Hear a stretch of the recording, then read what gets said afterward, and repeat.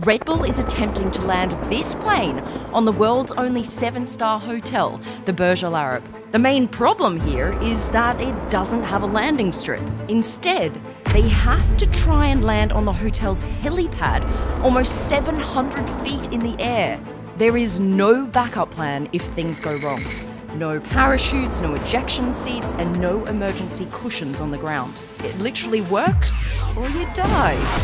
We've been invited by Red Bull to be a part of the preparation, the testing, and of course the stunt itself, which we're going to see today. You're going to see everything that went wrong in the preparation over the last 2 years and just how much time and work has gone into this stunt.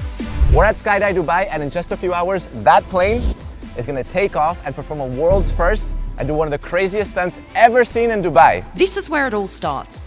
The plane is going to take off from Skydive Dubai.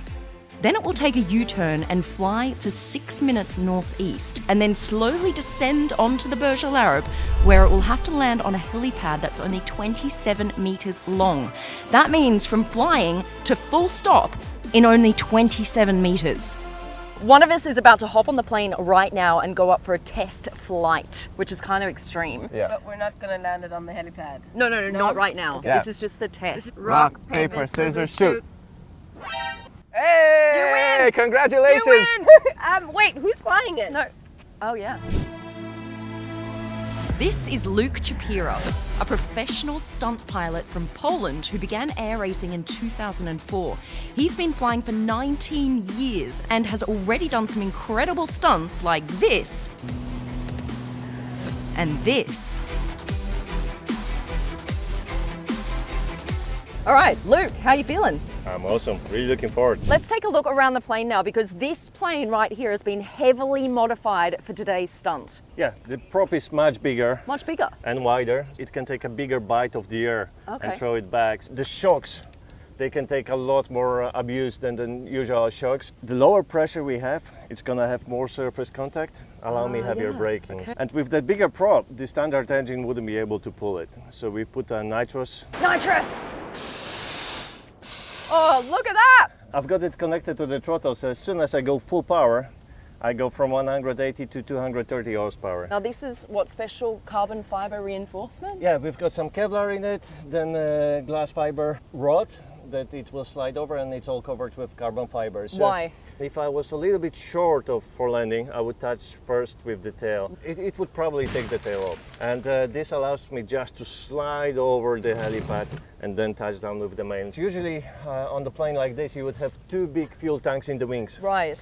But having them so high up, when you start braking, the fuel slashes forward Right. and brings the tail up, not allowing me to use the maximum braking pressure. I see. So we move the fuel tank to the back, Wow. so it will press the tail down, and I can modulate the brakes to have maximum braking basically. There is literally zero margin for error on today's stunt, so Red Bull and Luke have spent an absurd amount of time preparing for this. Training started 2 years ago, and step 1 was choosing the right aircraft. The team decided to go with a Carbon Cub SS, but they couldn't just use it as is. This plane had to be heavily modified to perform a highly precise spot landing. A light sport aircraft like this usually needs about 150 meters of runway in order to land safely. But this Red Bull aircraft had about 1/5 of that length to work with. The landing spot is literally a 27-meter wide helipad floating on top of the Buruj Al Arab in Dubai. We have the ramp, the light, this little net, that bar right there, that's it. There's nothing hiding past that bar. This is the entire runway. So if it misses its target, it would end up nosediving into the sea below, or worse, crashing into the hotel. Customization began in the US by Mike Patey. The basic idea was to make the plane as light as possible for 2 reasons. 1, the Buruj Al Arab's helipad was designed to support a maximum weight of 7.5 tons. And 2, a lighter aircraft would allow it to brake harder and stop precisely in a tight spot. We went from the top to the back, front to bottom. We rearranged this airplane and we milked every last gram of weight we could out of it, and then pushed all the horsepower we could Proper weight distribution was crucial, but this wasn't easy. The modifications had to be an ongoing process. The aircraft was given a test area of 27 metres and test flights were done repeatedly in the US and in Europe. Mike and his team had to make adjustments after every single flight. The plane overshot the test area a lot. And believe it or not, they failed 40% of the time in the first year of testing. Imagine having an almost 50% chance of potentially dying on a stunt. After 2 years and 400 test flights, the rate of failure was brought down to just 2%. But that's still incredibly risky considering that 1 of every 50 attempts would result in the plane falling off the side of the helipad. In the pictures, this pad looks enormous. When you see it in real life, it is small. And the scope of trying to land in 78 feet or just over 21 meters is unbelievable. But this was as good as it could get for Red Bull, so the stunt got approved. So all the test flights were done on solid ground and not on a breezy high-altitude platform. So the big question is, were all these tests enough to be able to nail the landing pad today? The rollers and eddies off of this unique building sitting up in the middle of the air is going to make it really challenging. Okay, let's go Tuesday, let's go. Oh my You're God. up, you're up. Oh, look at you, a pro already. Is there like a seatbelt? I am so glad this isn't me. Probably won't need that, but I'll put it here under the pillow. Vomit bag. You might need that, to be fair. I've been in a Red Bull airplane before.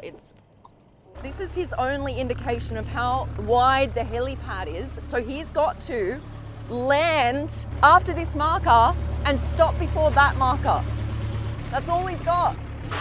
There for takeoff. Oh my God, okay. Oh.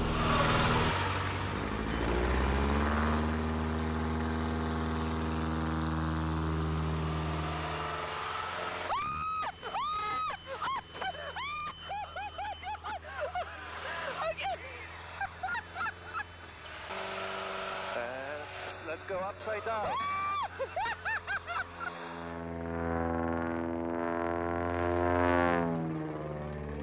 What I have to do is I will have to push the nose down. Okay. Push the nose down. Oh my God. Accelerate the aircraft. I've literally just completely lifted. Yeah, that was 0 G. That was 0 G? Yeah, Oh, I weighed nothing. Oh my God. Holy moly, that's a lot of smoke. Holy. Confirm it's gonna be landing now. And now I start reducing power. Is the engine almost off? Almost, yeah.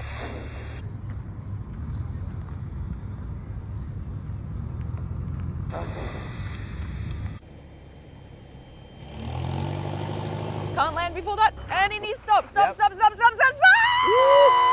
Oh my. Oh my God. Did we get it? No!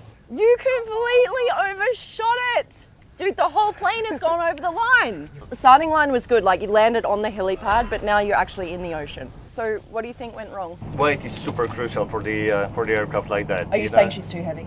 I don't want to say it loud. We did like 0 G up there. I was floating at one point. Looking at the smoke we left, I could see that the wind is very light.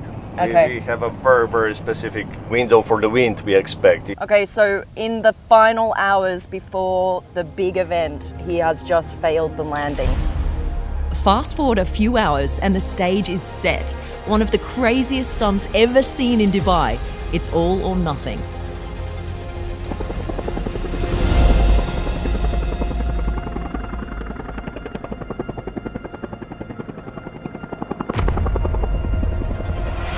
Target's on bullseye.